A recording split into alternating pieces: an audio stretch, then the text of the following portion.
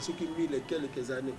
Bah porte au badiaka ne ba melaka na ye. Ceux qui bongo ça grand farceur parce que comment même ba porte alaki bango. Baso kende likolo ngoti. Pour le baki na bango ke ko bongisira bango esika. Esiko ya kozala yango bango ba kozala. Siko ye lokola vanda na droite ya père. Continuité faisait la banane. Faisait la ba porte bango 12. Ou bien alors à 6 na ngambo na 6 na ngambo ya père. Maintenant toyoka te ba ebisa biso ke non. Ndenge na lola ekoma kuna. Dieu le Père a vendu na gauche, Dieu le Fils Jésus a vendu na droite, Dieu le Saint-Esprit na évité Yesu kazala ka sima na bango soki azala ka côté nini. Bon ça va to ko tchaye na gauche ya Père pour Yesu Saint-Esprit, mais Saint-Esprit fait à la Marie hein, parce que tata maman na mwana mais likambote bon nyonso kaka parce que ça na lokuta monika ba point d'interrogation. Siko ba apôtre o yalaki kena keko bongisela bino bisika vide bamona ni kuna te na trône kuna bazalaka te siko yo kutoliaka na yete omelaka na yete amona yo ataboye na misu yo ndako peso esika ba Pierre kuto bakufela ye penza Pierre ye kutu il paraît pour na pendaison na ye ba crucifia ye il paraît mutu na sema kolikolo ye kutu rien apôtre Paul a commis na ba mikanda tamboli partout pa panza sango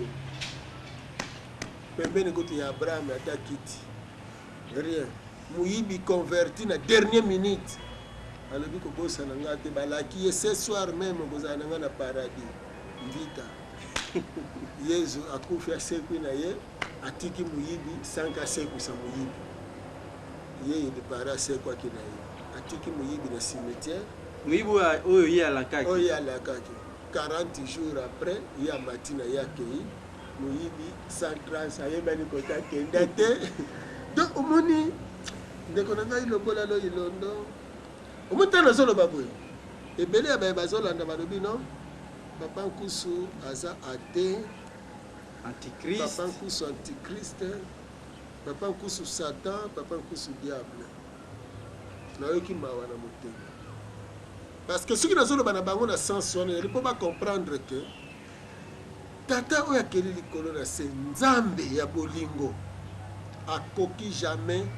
kosambourbe na balokuta ya sorte wana parce que mokili ezotambola na baprincipe na yango la loi de la création ndeko na ngai lobola lo ilondo soki nzambe asali mutu atieli yo mbuma ya avoka atieli yo ndunda wana bitekuteku atieli yo linioko na mbala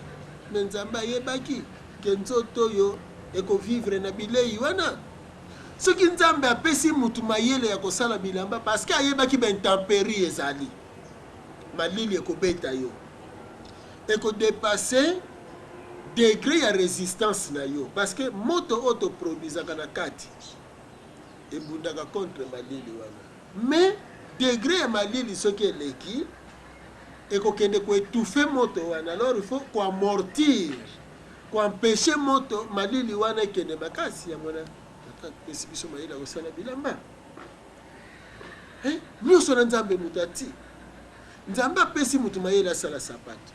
meme kiti oyo tovandi nzambe moto apesi mayele wana me ntango bakoko bazalaki mayele ya kosala bakiti bandako biloko nyonso wana ezalaki kaka ntango mondela ye ma esili mayele wana nyonso esili diama tika ye azwa kaka biso bamenisie bazalaka te me bakiti tobaki kovanda banani bazala kosala si tovandaka na bakiti te siko tovandaka na nini tisera ya bango kaka bo biso tosalaka bilamba te bon meme eza ya mpeko bo oyo asalaka bilamba komboni ezalaka nani nyonso wana epai na biso elipare ezalaki te soki epai na bango basali eloko motu wana aza savant soki biso tosali aza forgeron soki epai na bango baguérir mutu wana aza médecin biso soki oguérir mutu oza guérisseur féticheur donc ozomona bazodiabolize nyonso kaka ya boyindo bazosatanize yango mpo moto mwinda akende kolula biloko na makambo na bango yango wana omoni papa nkusu ntango aye sikoyo ake kobimisa balokuta nyonso mpo ntango nazoloba boye nzambe ayebi ke ye abota na Yesu te abotola pe mwasi ya mutu te azwaka mari te nzambe ayebi yango apesi papa nkusu raison alobi papa nkusu défendre nga liboso ya bato babimisi nga mobotoli ya basi ya ngani nakende obotola mwasi ya Joseph ngai nzambe mpo nakoki na misalela mwasi ya kitoko koleka mari nakotondisa na bankembo nyonso nakende ozwa mwasi oyo mutu aluli mwana na ngai Joseph aluli nakoki kobenga mwana wana mari kote mosusu nakobenge bokilo soki nazwi Joseph lokola mwana na ngai siko nga moko nake kozwa bokilo na ngai natya yezeni ava tala bato basambwisi nga na kati na mokili nzambe aza pour papa mosu nzambe alobi bino baso parceke nasalaka bitekuteku mpo na Yesu te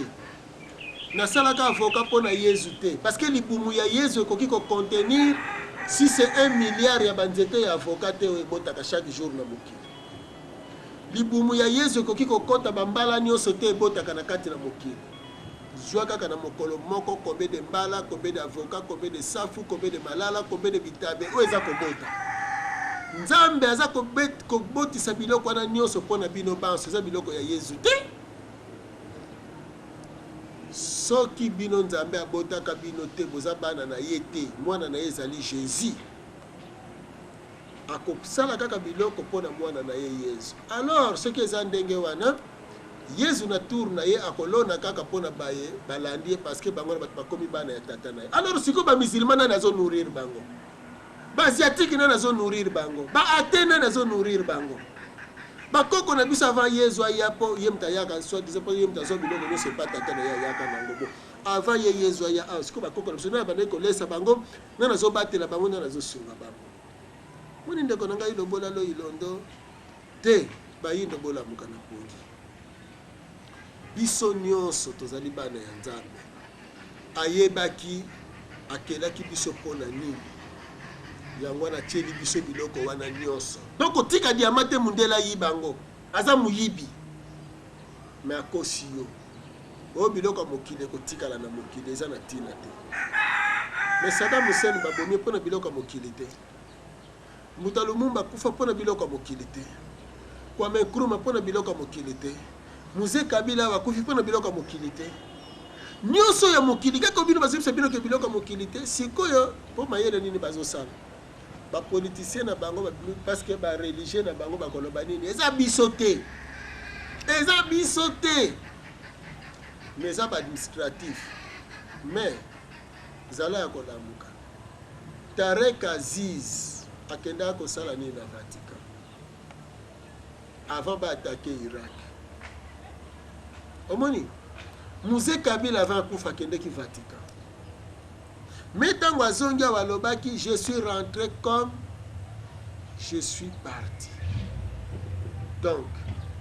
na mokuse alobi tel que ndenge akendelaki ndenge azongelaki donc ake kozwa benjonction ya Vatican te aya na yango eloko efavorisaki occasionnaki liwa na ye soki atombaki d'accord na volonté ya Vatican akendeki kokuta kuna Mzee Kabila mbele toza na ye omoni mais ça passe par le Vatican nyonso c'est au nom ya Abraham nde bake koatake Saddam Hussein eloko bato bazobosa ndeko na ngai lobola lo ilondo croyant africain muluba akufi pauvre likolo ya diama aza likolo avandi likolo ya diama mais akufi pauvre kende kotala baoyo na basolongo pétrole soko kena mwanda plus de 150 puits ya pétrole nalobi bien moins te mais plus de 150 puits ya pétrole mais ata litanga moko bamwande bamonaka ngo lelo yo mpe kuna epa na yo bagreen ezobima ezokende okina somo na mawa mfumu mais tali masuwa oleli bakoko na biso kuna na batata na biso na bandeko na biso baza kuna bamalheureux bazolala kutu na bahit na babikok parce que bomengo ekei omoni